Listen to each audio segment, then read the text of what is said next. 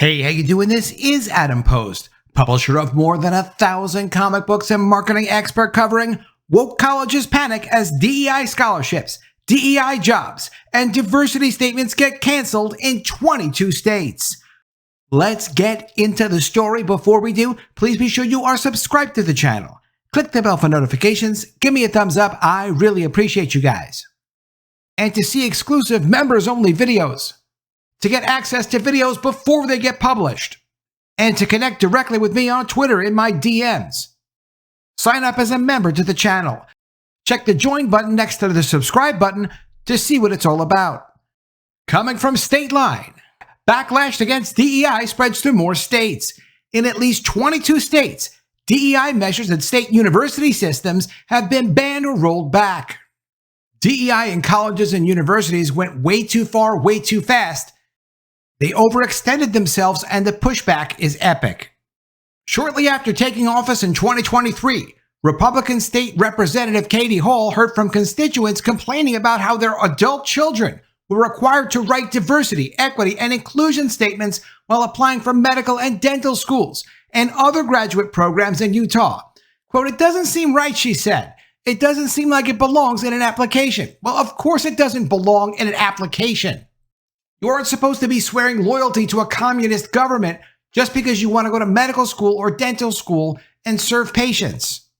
It took 2 legislative sessions, but Hall successfully sponsored a new law that not only prohibits the use of such DEI statements, but also bars state institutions from relying on specific individual characteristics in employment and education decisions.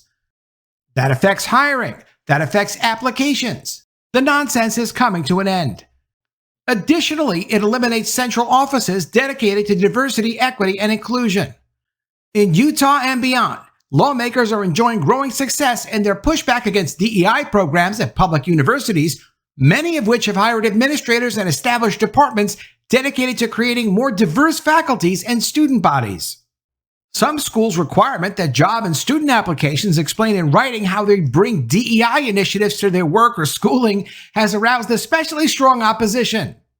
Some states have dismantled DEI departments and programs, as well as ended race and gender-based programs and scholarships. Many in Utah describe their approach as more measured than that of other states. The law, which goes into effect July 1st, includes a carve-out that allows DEI to be discussed in classroom instruction, as well as in research and for accreditation purposes. And that's fine, it's a communist concept, so you can discuss those concepts in a classroom environment. You just can't utilize that for allowing people to get hired or letting people apply to certain jobs, or making decisions of any kind based on people's race or gender or skin color. Republican Governor Spencer Cox, who signed Hall's legislation into law in January, said it offers a balanced solution even as it prohibits the type of training sessions he required of his staff when he first took office in 2021. The intent of the legislation, Hall said, is to shift higher education away from a focus on identity. Well, this is what we felt was a more nuanced way to say, we want diversity, we want equality of opportunity, we want inclusion, but we want diversity of opinion and a diversity of thought and a diversity of religion and diversity of everything. Not just external personal identity characteristics, Hall said. We used to be able to have discussions about politics without it coming to a judgment of someone's moral character, she added. My hope is that there will be a little more political neutrality when you can have discussions and feel safe to have those discussions without it being so divisive. But the bill passed along party lines, pointed out State Representative Angela Romero, a Democrat who serves as the House Minority Leader in Utah. She described what's happening in her state as part of a broader culture war aimed at painting higher education as elite and out of touch. Well, this is a national agenda, Romero said in an interview. It's a machine, and it's been going on for a while, and it's picking up momentum. That's right, there's pushback in every state in the country. In 22 states, we've got results so far. We're going after all 50. Utah's rollback is among dozens of simultaneous efforts to scale back DEI programs to varying degrees in state capitals and on higher education oversight boards in other Republican-led states. In at least 22 states, the legislature has enacted legislation or public universities have set policies prohibiting or modifying DEI measures at state university systems. Among the earliest passed was 2023 legislation in North Dakota that prohibits asking students and prospective university employees about their commitment to DEI. Florida followed last year with a law that does away with diversity statements and DEI offices. Alabama in 2024 enacted a law restricting public employees from being forced to agree with so-called divisive concepts, including the idea that by virtue of an individual's race, color, religion, sex, ethnicity, or national origin, the individual is inherently racist, sexist, or oppressive, whether consciously or subconsciously. In South Dakota, the Board of Regents recently enacted a policy that bars employees at its 6 public universities from putting their preferred gender pronouns or tribal affiliations in email signatures, according to Inside Higher Ed. Most recently, the University of North Carolina at Chapel Hill Board of Trustees voted last month to shift $2.3 million of DEI spending towards public safety and policing on campus. Then the entire UNC System Board of Governors voted to abolish DEI policies in place since 2019 at all 17 of its campuses. Though that Board of Governors did actually say that $2.3 million of DEI spending shouldn't have been shifted that way, they still went in and destroyed DEI in North Carolina. Many of the efforts to roll back DEI initiatives in states have the same roots as a campaign against critical race theory, spearheaded by Christopher Rufo, who in 2020 elevated a once obscure theory about the pervasiveness of racism in American law and institutions to a household term. Chris Rufo was also the same guy that destroyed Claudine Gay at Harvard. He wasn't the only one involved, but he was a key person involved. Often, efforts to undo DEI initiatives argue that students, especially white students, are harmed by learning about the history of racism in the United States because it may leave them feeling guilty or ashamed of their identity. That's a funny way to say that, no, it's not about white students or black students. It's about, this is not legitimate history that they're discussing anyway. We've always discussed legitimate history in the United States. This is about preventing a two-tiered communist-style racist system in the United States to favor one race over another, no matter what that race is. We're past that in the United States. We don't want that here. Multiple states, including North Dakota, have adopted near-identical language in anti-DEI legislation that bans instruction that might prompt a person to feel discomfort, guilt, anguish, or another form of psychological distress solely because of the individual's race or sex. And the reason they go that way is the DEI legislation deliberately goes to try to attack people of certain races and to legitimize that approach throughout society. It really is unfair. It's about collective punishment. It's about destruction of social norms. And the main priority is about manipulating people for power. In April, polling by NPR and PBS found that 77% of Republicans say that they believe discrimination against white people is as problematic as discrimination against black Americans. Well, of course it would be. Discrimination against anyone based on their skin color is wrong. That's the United States. That's how we work here. That's how we do business here. Anti-DEI laws have had a chilling effect on higher education wherever they've been enacted, said Irene Mulvaney, the president of the American Association of University Professors, a nonprofit membership association of faculty and other academic professionals. Quote, the laws are deliberately vague so that professors have to be constantly thinking, if I say this, will I be breaking the law? Will I lose my job or be arrested by the government if I say this in my classroom, Mulvaney said?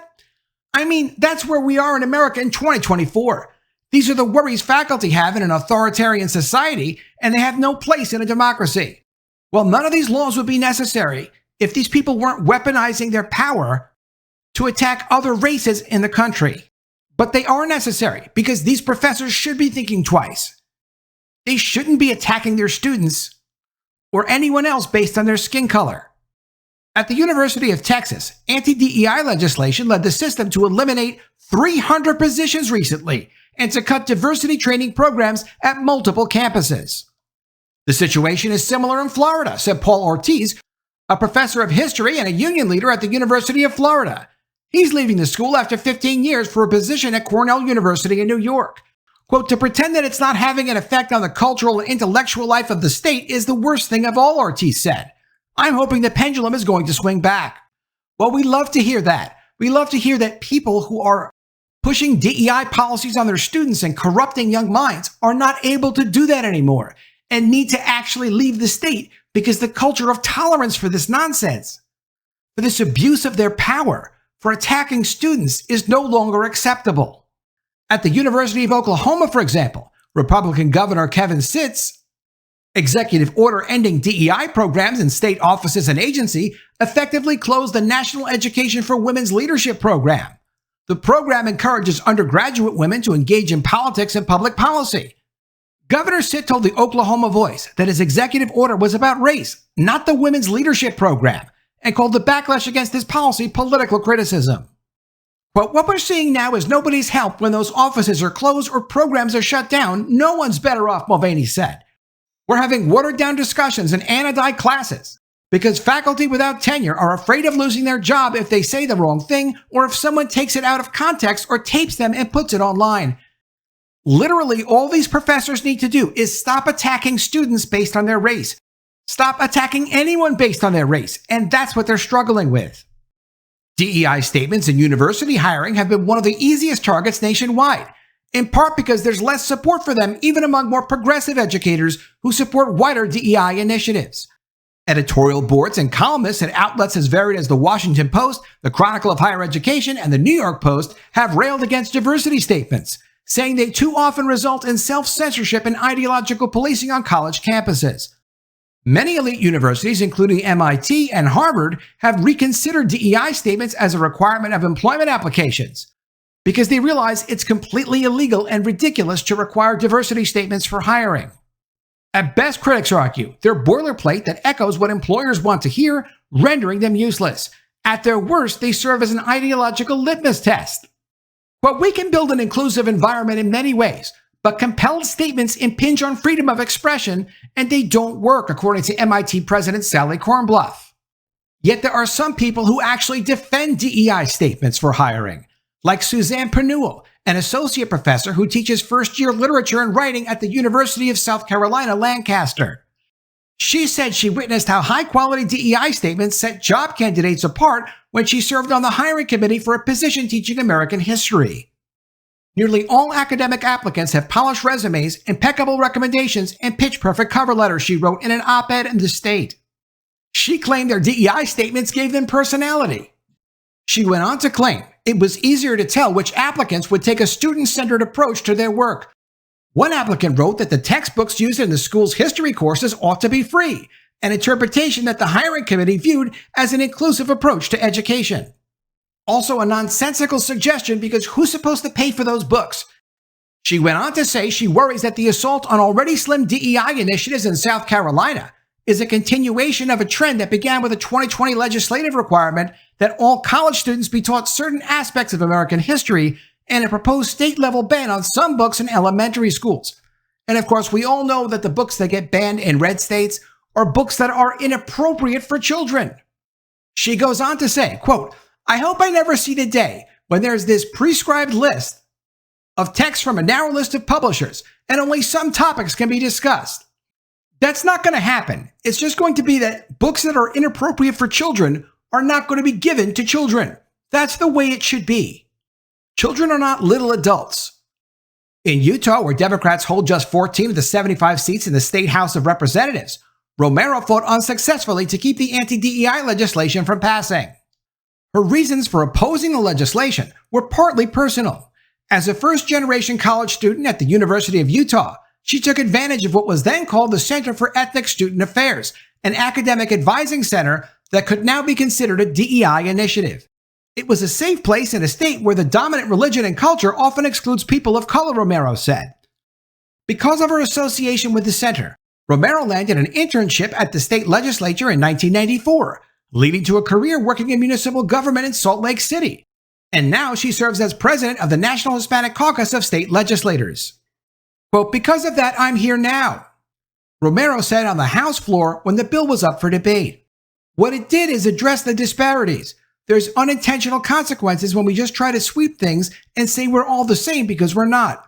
There's still a lot of things that have to change in this country for us to be on a level playing field. When programs were optional, when these programs were in the minority where they belong, when occasionally a college would say, you know what, let's do this little program, let's do that little program, it didn't make a difference. When you go ahead and take these programs and then elevate them nationally and push these ridiculous mandatory requirements for diversity statements, for loyalty pledges, for compelled speech, of course you're going to get pushback. And that's what they're dealing with now. Now they're losing the major programs that are mandatory programs for hiring, for scholarships, for DEI offices. They're getting wiped out. And on the whole, that's beneficial for everyone because there should be fairness, especially in these state institutions. The state institutions get government money. How could you take government money and discriminate against people? Of course you can't do that. But because they went way too far, because they got greedy, because they were ridiculous, they're all getting canceled. Let me know what you think of all this in the comments below. Always love to see your ideas. Please be sure you are subscribed to the channel.